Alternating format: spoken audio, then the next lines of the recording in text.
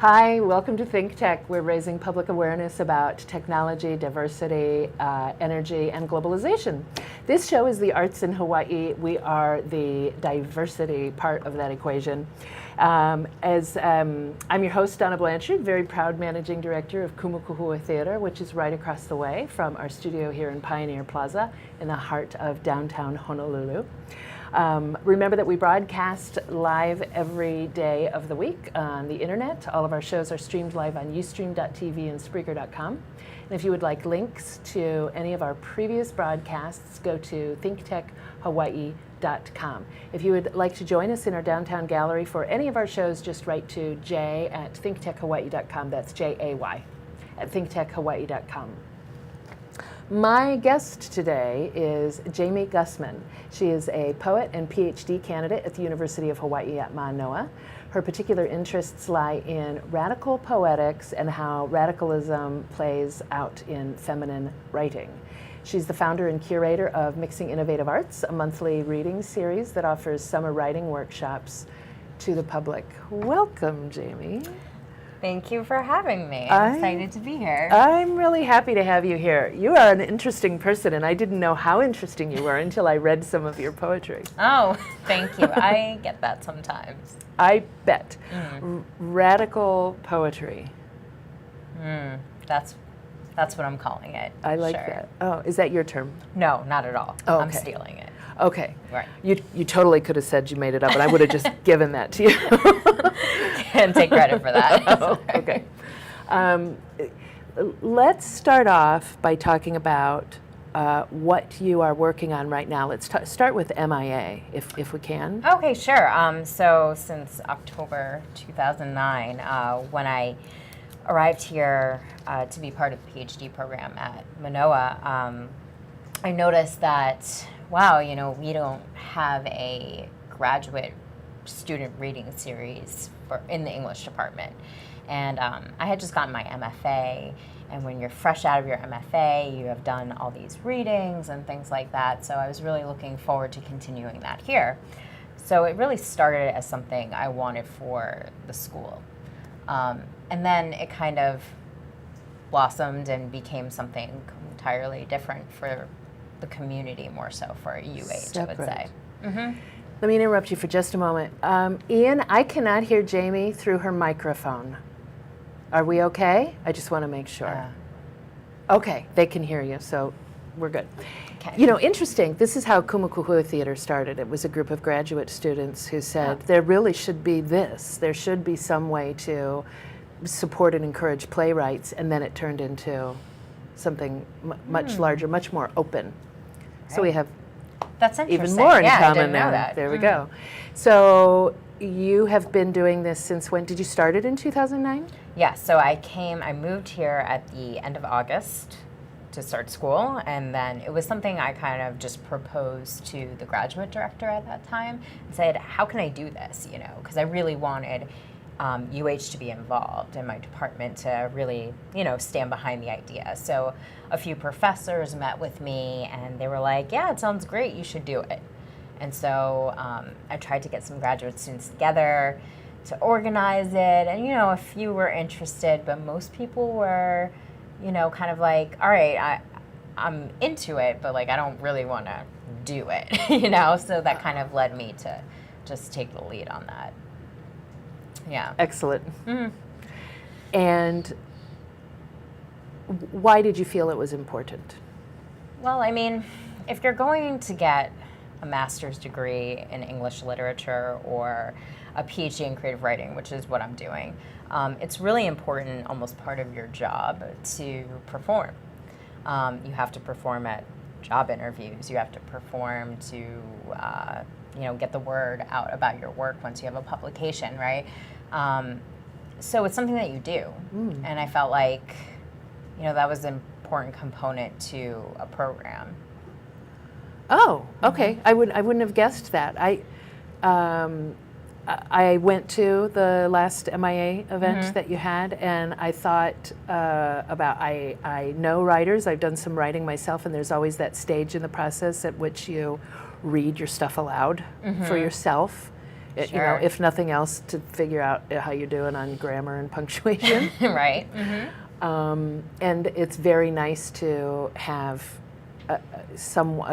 usually a kind and supportive ear to be a part of your audience.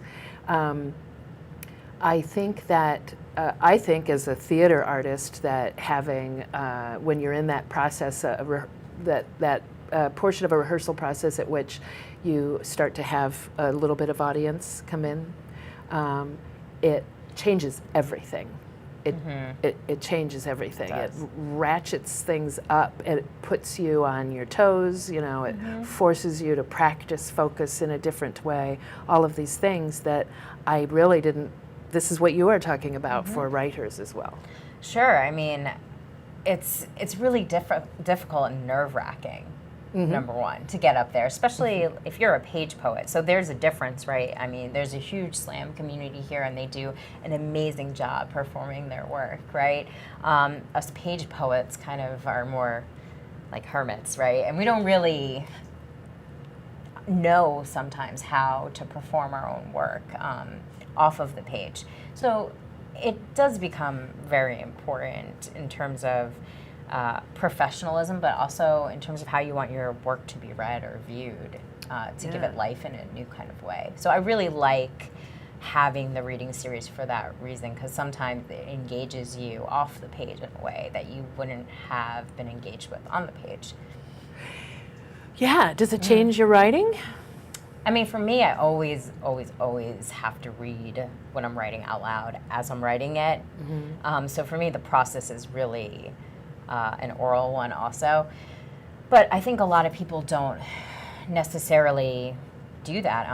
You know, you have to take a lot of things into consideration when you're writing about the white space on the page. There's just so many ways language can, you know, make its way into the public. And I think that by performing your work, it helps you understand what you're doing too. So with MIA, you are, you know, saying, hey, here's a supportive audience. Like, what do you guys think about this? But you're also having like an editorial ear, I think, when you're performing. Yeah. Well, and I'm thinking, as a writer, you're thinking about your audience to some extent, your reading audience, but now are you also thinking about the audience for you when you are reading your piece out loud? I mean, I think you should. Is that a part of your process? I mean, for me, it is. I have to assume everything is fair game to be performed if I'm going to give a reading, right? I mean, there are some pieces that just work better on the page, and that's just the way it is, like a lot of conceptual writing. But with that said, I think that a lot of people, even in my own department at school, would say, you know, there should be an emphasis on performance in poetry, even if it's not slam. It's just a way to connect to your reader in a different way. Yeah. I find it, I am such a visual person, I find it very difficult to absorb through my ears alone. Huh. That's interesting for you in your position, well, right? I'm a very visual person, so yeah, this is why I'm an actress and not a writer. Because otherwise, sure, I'd be a writer. No,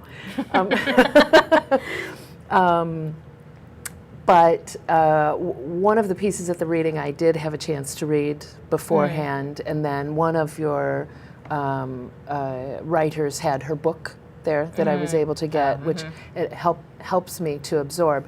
Having an opportunity to read it before or after, combined with the audio experience, is definitely enriching.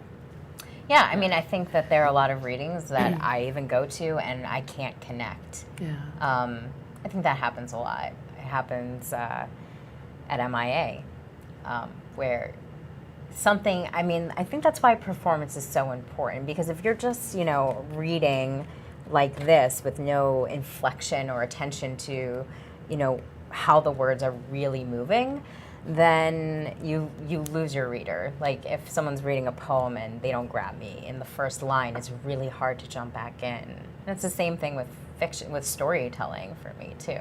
Yeah. It's a hard thing to perform literature. Right. Yeah. But if the reader, the same as the actor, really understands, you can see, a Shakespearean piece. Unfortunately, most of us have gone to see a piece where the actors clearly don't understand really what they're saying, or heard music. Someone does a cover, a young artist does a cover that they got no business singing that because they don't know what they're talking about. But when you have an opportunity to hear something complex that you have read and haven't fully been able to absorb, then to have an opportunity to hear the writer really speak it from the heart, knowing that's a whole new world. Yeah, it can give you some context too. Yeah. I like that. That's why I called you and said, how about you read something? Because your poetry's intense. Oh, okay, that's interesting. That's good. Intense is good. Your poetry makes me want to give it another read. And that's pretty good, right? Yeah, I mean, the intention, I think, behind my own work isn't to kind of, I think you have to work for the meaning sometimes. And so that's the exact kind of reaction I'm going for, I think I was telling you earlier, just before, sometimes I have to read it a few times to really understand what I'm doing, because not to understand what I'm doing, but to re-understand and to reimagine the work in a different way. Because the way I feel about reading is that you're putting that work into it, and each meaning that you get from it might be different with a different read. So I really like to play with language. I guess that's where radicalism will come into play. Okay. And vocabulary. Your vocabulary is pretty stunning. Oh, thank you. I like that. I like to make up words, so. There's a few times is that I had to look, look up a few times. That's not a word, She's Jaimie. She's playing me. So when you are, you're the first poet I've had on the show. Ooh. Yeah. Awesome. Breaking some new ground here. When you are working on a poem, is there the story that you're telling, is it coming from a character that you have? Is it coming from a voice inside of you? I mean, I don't know. I mean, it's coming from me. It's coming from somewhere. Right. I mean, there are different theories on, how a poet should be, if they should be, disassociated from the I, or if, it's always about the I, and, that's kind of a discussion that happens. For me, I mean, of course I'm in it, but I'm in it in different kinds of ways. Like, it's not the same as, this is my life, I'm going to write about it, but when I sit down to write, it's usually from some sort of feeling that I have that I can't express in some other way. So, I mean, with the book that you read, I have characters that maybe are only characters to me, but hopefully the reader can identify with parts of those characteristics. So for me, it's not really about a voice. I like to inhabit different kinds of ways of writing, and I don't know. So I guess I am in it. Yeah. Yeah. But I don't know if that also answers your question, actually. Probably not. You answered it, and that was your answer. So you I'm going to own it. All right. Yeah, take it.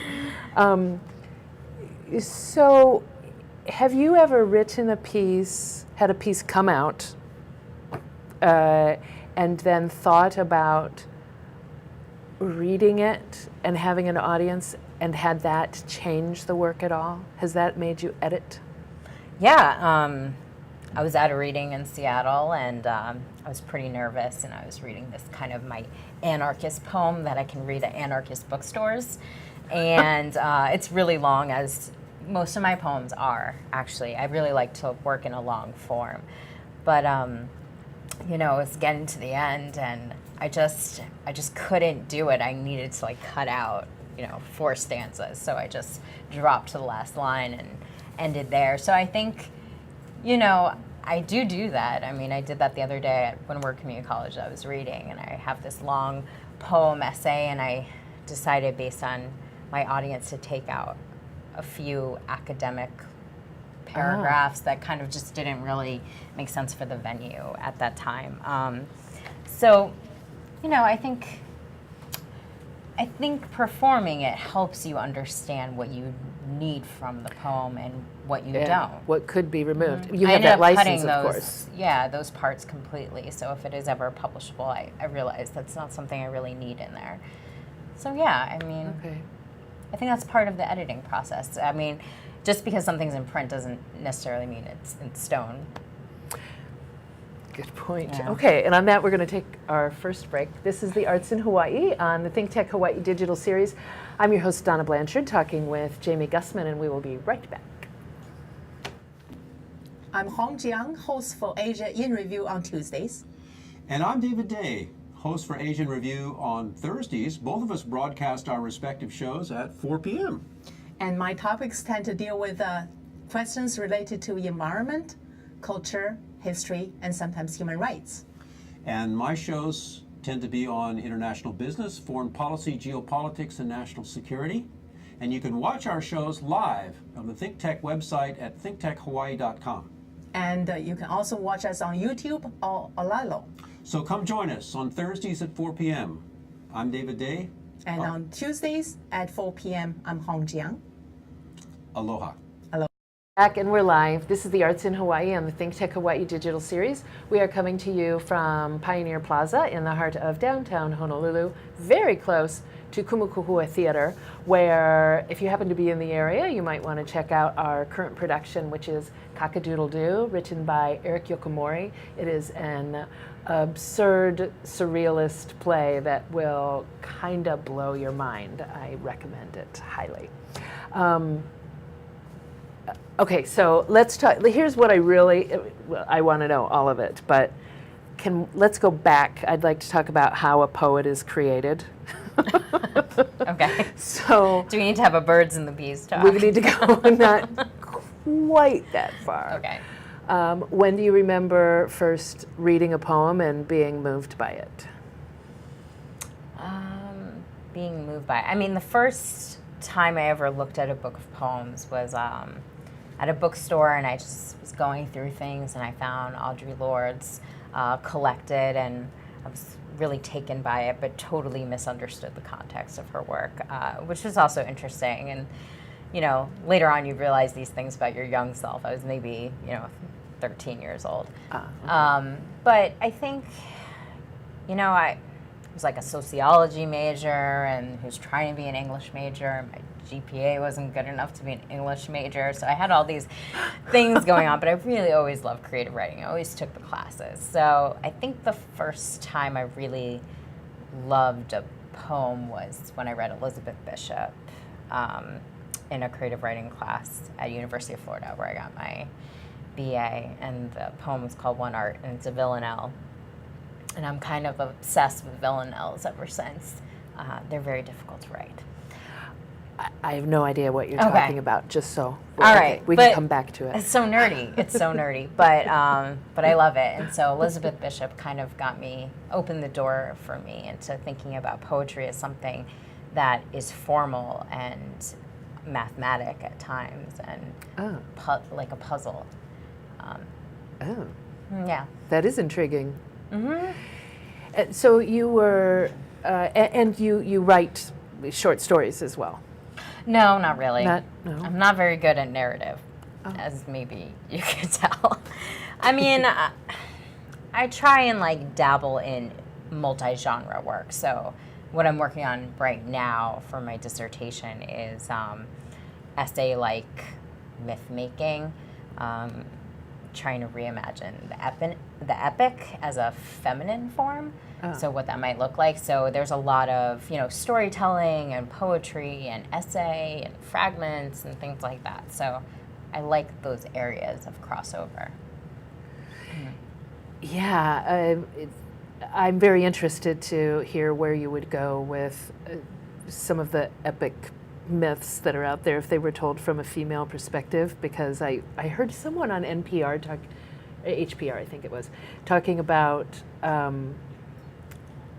we don't even know what it would be like to really see a film written by a woman who was not influenced by a man's perspective, because we all grew up being influenced by a male perspective. We don't even really know where we would go.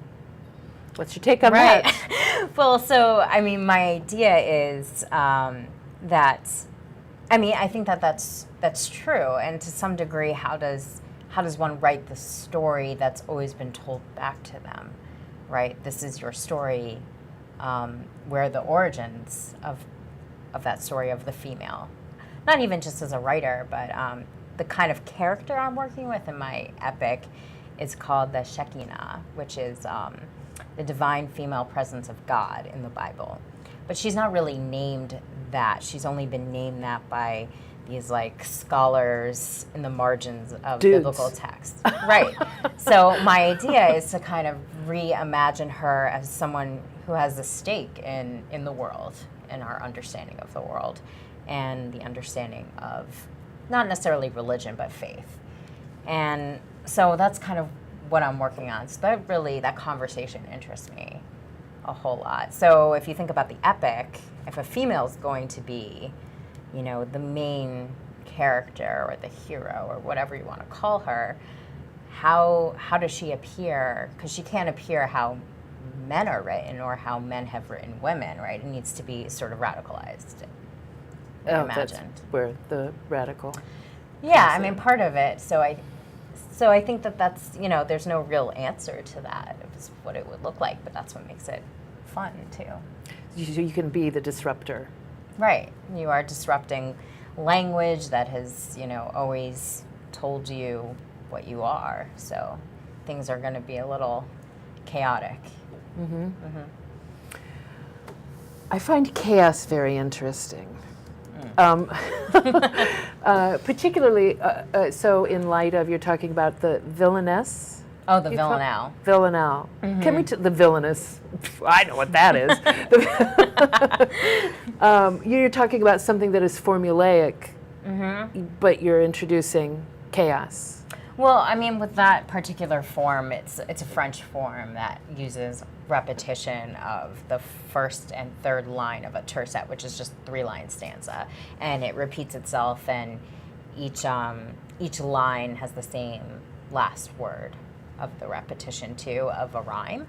So you are trying to make your poem make sense with all these constraints, right? So in that way, it was, when I saw poetry as something like that, it seemed so cool at the time, because poetry isn't just, you know, diary entry or just feelings, just expression, which as a teacher, that's a hard thing to convey to students interested in expressing their feelings, right? So for me, this was very cool because poetry became a thing I can learn and maybe master or something like that. And of course, that's silly, but there's an at that engineering time in my aspect life, to right? it. It was kind of comforting to know that these parameters existed. So I mean, you can, you know, tear up the villanelle and do something different with it, and that's also exciting to me now. Oh. So you're in, let's go back again, you're in college and you're really digging this, but when do you say, and that's where I'm going? You know, I guess you just fall into things. Just when I graduated, I can't say I was like, oh, I'm definitely going to be a poet. I don't think I really thought that at all. But I did have to do something. So I had a professor that was really great to me, William Logan, who's a critic. And he said, you know, I think you should go into poetry. You should apply for an MFA and see what happens. So I did, and it brought me to Washington State. So I went to UW, and I moved, and I was definitely the worst one in the program. I had a lot of hard work to do, but that was good for me, and you know, it brought me out here for a PhD in it, nonetheless. So I don't know. I'd never been a school person, and then all of a sudden, I'm getting a PhD. You sound like a school person. Now I am, I guess. Because you're passionate about what you're studying. Right. I think like that passion grew, right? So it wasn't always like, I think I always knew I wanted to write something, but I don't think I knew it was going to be poetry ever. Do you feel like when you work on a poem, well, first of all, let me ask, do you say at such and such a time on Saturday I'm going to start writing, or is it more of I'm feeling it, I'm going to go write? Yeah, I think it's both. When you're writing with an end goal, like a dissertation that needs to be done so you can graduate, you do say, I'm going to get up on Saturday and I'm going to write for as long as I can, and I'm going to do it again on Sunday, and then I have to go to work and whatever, because, there's life too. When I was getting my MFA, I would spend, 8 hours a day like a job, really writing. And of course, most of it's horrible because you can't really force it. Yeah. Sometimes you are in the mood to create things, and sometimes you're not. But right now, because I'm working like 9 to 5, I find that my weekends are really consumed by it, and I really enjoy working early in the morning. Even before work, I can do it. But once I've had like a day, I need to just go home. Just not. Yeah, okay. but everyone's different. Eric Paul Schaefer, who teaches at Honolulu Community College, has a very rigid schedule he was telling me about, where I think he wakes up at like 5 a.m. every morning and writes and sends out poems to magazines for publication. I mean, because you need time to do it, but he gets up early and does it. I admire that. And do you come to it with, in general, and these may sound like flaky questions, so you just go wherever you want with it. In general, are you coming to the work, because I don't know, do you come to the work with, here's where I'm going, here's what I'm feeling, I'm going to express this, I'm looking for some motivation, this piece I'm bringing to it? What's your process like? Well, right now I'm working on a project, and it's long, so I have somewhere to come from, but I really like starting over and over again and just tearing everything down just to build it up again. So, I mean, and that can be detrimental to a project sometimes, but it's also nice to, take a new direction. So I think I come to, sometimes I'll just have an idea, and that drives me. Or, I mean, if it's writing time and I can't really think of something to do, I'll read, because that's always very inspiring to read someone else's work and, have it spark something in you. Do you find it relaxing to write? Yeah. It's a thing I want to do more than anything else, really. I mean, if I'm frustrated with other things, writing is definitely, a reprieve. Oh, okay. Yeah. I'm in Vagina Monologues, which will be at the Arts at Mark's Garage this weekend. That's awesome. That's the first time I've said vagina on my show. You said it twice We're going to now. say it a lot this weekend, too. Yeah. And I got home from work yesterday, and I had a little bit of time between dinner and rehearsal, and I really wanted to work on my monologue. It's the same feeling that it relaxes me and it enlivens me at the same time. It's a really fabulous drug. Yeah, it is. I mean, you see something that you've made, right? And if you like building anything, I think, to look at something and say, yeah, okay, I've done this and now I can work with it and rearrange things is really exciting. So, yeah. Ooh, that tearing it apart. Yeah. I mean, I think every writer feels this way about their own work. They kind of are so excited at some point when they've written the thing, and then they reread it later and this is crap. I must start over, or something like that. I mean, yeah. Well, I work on grant proposals all the time, and I've had accidentally I haven't been saving my work and I lose something, and sometimes sometimes what comes out of that, because I already created it, it's there, it's in the recesses of my brain somewhere. So then it has often been very helpful to have to come back and redo, and sometimes it's better, right? Yeah. Or different, and that's good. Who do you read? Well, I'm always reading new stuff. I really feel like I want to know everything about my contemporaries, who's writing right now. But my older favorites will always be like Gertrude Stein, I feel like, Oh. is wonderful. I read Alice Notley. I really love Catherine Wagner, who is, a small press poet. Yeah, I just really try and read as much as I can that's new as well. Yeah. Okay, we're gonna take a break. And Mitchell just told me in my ear that it's halftime. Mitchell, I'm an artist. It's intermission. We're gonna take a break. We'll be right back. This is the Arts in Hawaii on the ThinkTech Hawaii digital series. Right back. Aloha, I'm Jay Fidel. This is ThinkTech Hawaii, broadcasting live from the Pioneer Plaza in downtown Honolulu. We raise public awareness about tech, energy, and globalism in Hawaii. Technology is critical to our state. A vibrant tech sector will give us new prospects in the global marketplace and will offer great careers and make our economy more resilient. Streaming live on Ustream and Spreaker, ThinkTech allows its hosts and guests invaluable opportunities to report important events and discuss important questions, and to be heard here in Hawaii and around the world. You can find links to our live streams on thinktechhawaii.com or on our mobile website, m.thinktechhawaii.com. And you can see our archive on YouTube. It's all just a click away. We want to do whatever we can to keep Hawaii relevant, connected, and thriving in the complexity of the 21st century. We hope you will help us in those efforts. Tune in today. This is ThinkTech. I'm Jay Fidel. Mahalo. This is the Arts in Hawaii on the ThinkTech Hawaii digital series. We are coming to you live from Pioneer Plaza in the heart of downtown Honolulu, which is very near Kumukuhua Theater, kumukuhua.org. I am Donna Blanchard, the proud managing director of Kumukuhua Theater, and I'm talking with Jaimie Gusman, who is do we call you a poet and a writer? Is it redundant for me to say that? I don't know. I mean, I write other things too. So. Okay. She's a poet and a writer, and the founder and operator, all things, of Mixing Innovative Arts.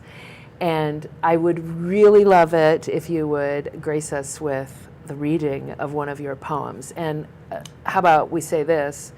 You can give as much intro as you like, or none at all, whatever you feel like doing. And this is from One Petal Row.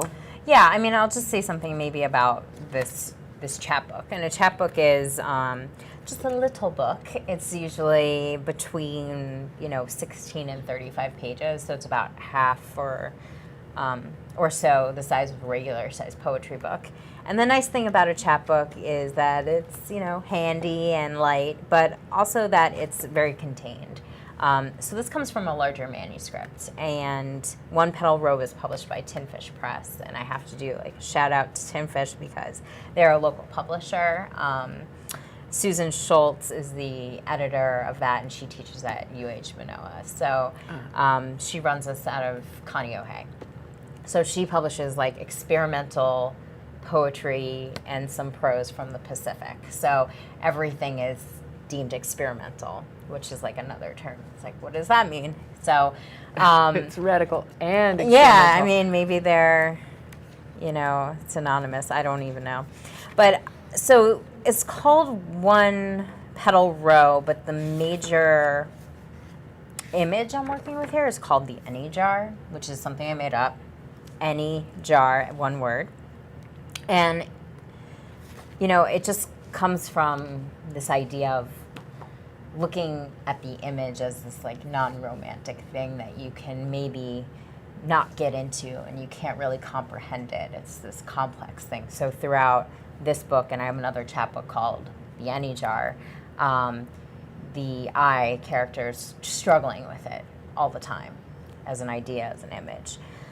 So the let me can I may I? Yeah, Is it all right? Mm-hmm. I don't want to disrupt your flow. No. But the Any Jar is a person. Can it be a person or is it an idea? Well, it's an idea and it's a thing. Yeah, that's what I was getting while I was reading it, and how fortunate that I have the opportunity to sit here with you. And I mean, to me, it is both because the thing is an idea. Yeah. So. Okay. Yeah. All right, thank you for indulging me. No problem. I mean, I don't even know if I have the right answer for that. You wrote it, so your answer is right by virtue of it Your coming out answer of is your. right too.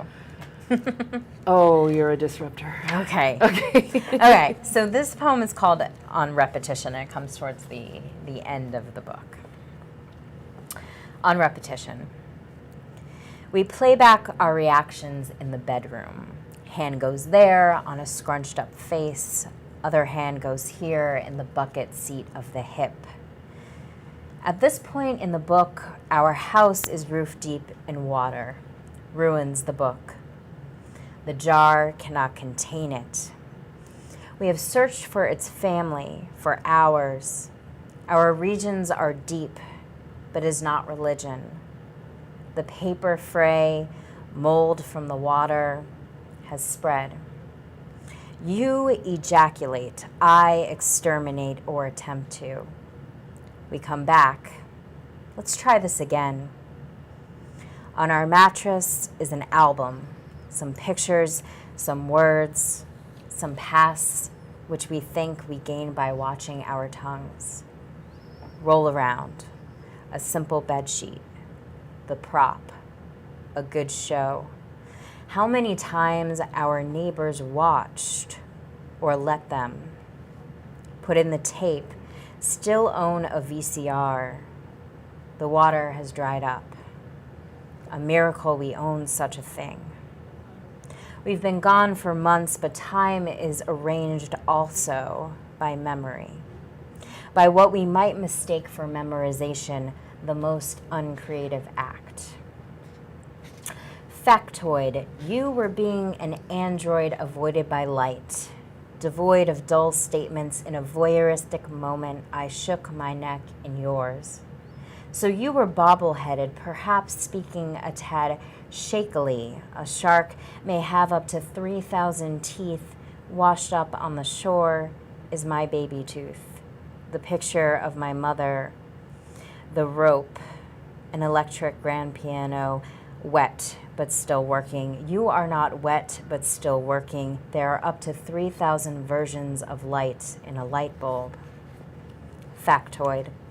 Shallow water blackout can occur in a waterbed on a rocky surface, i.e. a coral reef, i.e. the moon ponds of the moon, or imagine your sister when diving with your father and almost drowned, had an anxiety attack. Imagine the fish were hysterical as she moonwalked the ocean floor. Not with a dance instructor or your father, but a man no one knew. But when the story was replayed, your father was on the deck, absently thinking about fishing, about how many hooks were left in the tackle box. There were as many as 3,000 in any given ocean plot. But the memory fizzed, creating those fuzzy gray lines between blackness and empty image. Do you want to fool around? He hits the TV. I think we need an upgrade. I think I understand the any jar is not only a decorative or an alembic, but a systemic approach to the epistemological discovery of collective remembrance. For instance, I was born underwater. My muscles recall how to catch a starfish, how to live below a ship and not breathe. I'm taking notes. That's that. There's so much in there. There's so It's a long much. poem. But I don't think it could possibly be shorter. Thank you, I agree. I don't think there's anything I would cut out of there. So I don't want to offend you with my ignorance of not what at is all. going on in this, but do you mind if I say that what I'm feeling Yes, about please. I would love to hear it, actually. I love that you talk about the epistemological remembrance and the so the difference between what has been, and what we are most certain of and not certain of. And So what happened to the sister is what I wonder. My own sister makes her way into my poems so many times.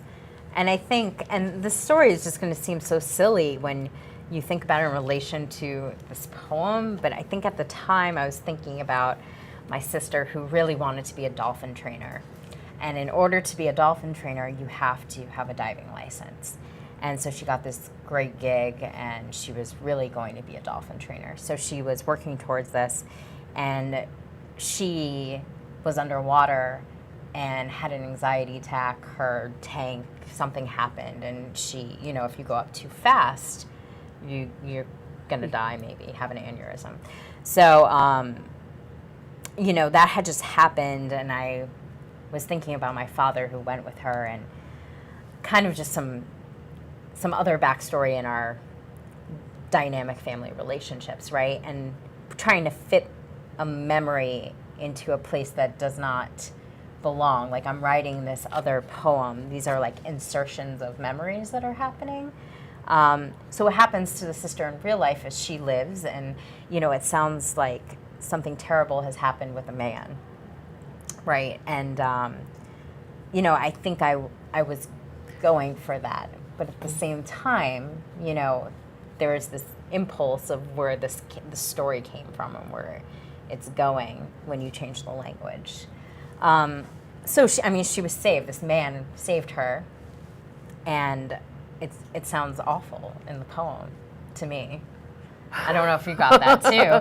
Yes. Yeah. So you know, it's fictionalized. It's the idea of memory, the unreliability of memory, and how that shapes our understanding of our world and where we're living in, right? So for me, you know, that's me playing, you know, and the epistemological discovery of collective remembrance is also my way of like poking fun of academia a little bit. So, I mean, I'm like really having fun with the language. No way. I'm sorry. That probably burst your bubble. No, it didn't. It blew it up even more. We got to take a break. Okay, we're gonna take our last break. This is the Arts in Hawaii on the ThinkTech Hawaii digital series. We'll be right back. Hi, my name is Dr. Rafi. Every week, I'm right here at ThinkTech Hawaii, 3 p.m. on Mondays. My show is Boards' Bio Briefings. What do we do here? Well, we watch sperm swim. We see if they catch anybody. We check out the latest biosimilars. You know, the kind that, what was his name, the guy with the bicycle? I guess we forgot his name, but he was taking EPO and other human growth factors. We'll be talking about human growth factors. You want to know where to get some? Maybe I'll tell. Anyway, you can catch me, as I said, every week right here, Monday, 3 p.m., ThinkTech Hawaii, Dr. Rafi. You can also find me on Twitter, BioInfoMedical. Or you can catch me on Facebook, Dr. Rafael Boritzer. I'll be happy to converse with you. Aloha. Back. This is the Arts in Hawaii on the ThinkTech Hawaii digital series, coming to you from the heart of downtown Honolulu at Pioneer Plaza, very close to Kumukuhue Theater. I am Donna Blanchard, proud managing director of Kumukuhue Theater, and I am here with Jaimie Gusman, who is a poet and a writer and the founder and chief of Mixing Innovative Arts. I want to go right back into talking about this poem, and then we're on the last break. Before we wrap up, we will talk about where to get information, where to get your chapbook and get a hold of your books and blog. We have a blog out there too. And find out about the next MIA event.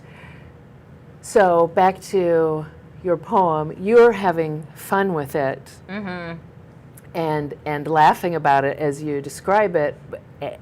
And I don't want to say but, and what I'm hearing is a very deep feeling of concern for your sister and, you know, questioning. I don't want to get in too deep about, you know, what's going on with your dad.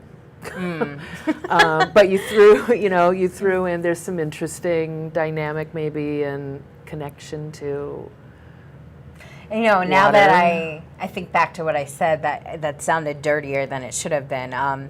No, my father just loves fishing, and So I can Okay. imagine someone that you love, you know, drowning, and then someone absolutely thinking about, you know, the next time I'm gonna go fishing. Like, it's not even that Oh, okay. complex in that way. So, but you can see how awesome it is for the writer to make these connections for the reader, or just putting things out there for the reader, and seeing what they're going to bring to the table too. Because when I wrote that particular section of the poem, it was kind of like an aside or an insertion of the memory that I was working with, and has nothing to do with all these stories, you know, that are inferred by the language. So I like hearing what readers come up with. Yeah. Oh. Yeah. Well, also, I think, okay, so water plays a huge role in this story, but I also think you're playing with the memories, you're talking about the memories, and I'm thinking what's going on in the relationship that you're post-coitus and you're thinking about, you know. I mean, I don't know. I think, I don't even know what to say. I'm strange, and, you know, my family always makes their way into my poems, but in ways that, you know, they shouldn't really be there. The personal is always really problematic for me in my writing. I tend to have, you know, it's hard to be vulnerable in life as it is in writing sometimes. So I think particularly at this place when I was writing, because this was written now many years ago, I had been struggling with vulnerability in writing.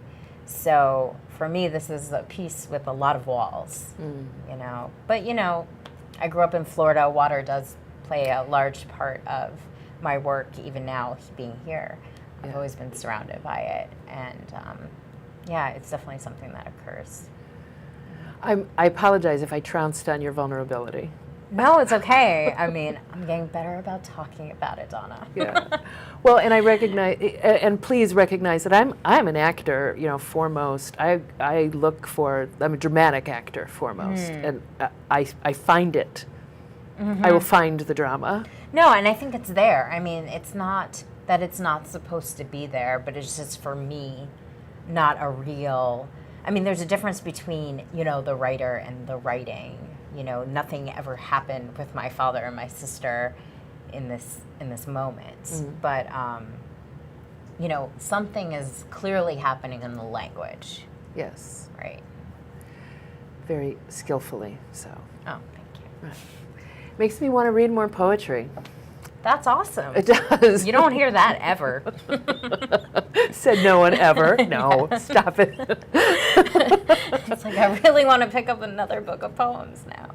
Yeah, I think because I remember being in Mrs. Foss's college English class and reading The Great Gatsby, and us sitting around the table talking about this is what he meant when he said this, and the Eucharist in the sky, when he used the word Eucharist, it meant, you know, blah, blah, blah. And I wonder, did he, you know, there's so much that we can bring to the table, and we can, unless you are sitting down with the author or the poet or the actor or director or editor, you don't really know what exactly they meant. And sometimes, beyond what is on the page, beyond what is the obvious, you don't know what symbolism someone was imagining.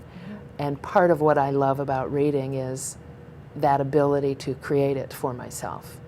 Yeah, and that's you doing a lot of the work. And language is only has this meaning. I like to take things out of context and replace them and see what happens.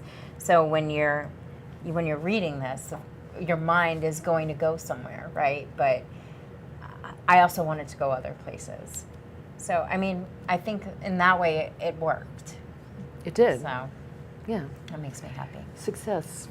Yes. So, miahonolulu.com. Yeah, miahonolulu.com is our website, so every month I'll post what's happening. But we are running on the third Monday of every month at Fresh Cafe in Kaka'ako. At 7, was it 7:30 p.m. 7:30. So it lasts about an hour and a half. And if so, people can just pop in and. It's free and open to the public. I mean, right now I'm interested in bridging that gap between the academic artistic community and just, the community on the island, right, who are also writers. So next month we're bringing in one of my favorite contemporary writers right now, Brenda Shaughnessy, who teaches at Rutgers. So sometimes we'll bring in someone from the mainland or international. We had Chris Lee when her book came out from Korea. So really work to incorporate different kinds of writers together. So we'll also have some local writers reading with Brenda when she comes on April 21st. Fabulous. Yeah. And if you go to miahonolulu.com, you can get on the newsletter. You can get the newsletter. You can sign up on the newsletter too. And this is tinfishpress.com is where you can download this chapbook. Yeah, you can download. You can order or you can download free. Yeah, you can download free. What's really download cool that she did with these retro series, they're called retro series chapbooks. They're all in black and white. She was selling them for $4 or $2, I forget, and then eventually she decided to give them for free, which I'm totally into it. Yeah, That's very cool. I'm very sorry that I have to end this interview, but I must read things now and wrap up. Thank you so much for being here, Thank you for having Jaimie. me. I really appreciate it. Jaimie Gusman, folks. I'm Donna Blanchard of Kumakuhua Theater. This has been the Arts in Hawaii on the ThinkTech Hawaii digital series. Thank you very much to Jaimie for being here, to you for watching, to Ian Davidson, and Mitchell today has just started being in my ear, our production manager and friend, our communications director, Chrissy Goffigan, and thank you to Jay Fidel, who somehow manages to put it all together. Please plan to join us next week, and you can check out all of our shows are archived on thinktechhawaii.com. Thank you very much, and like us on Facebook.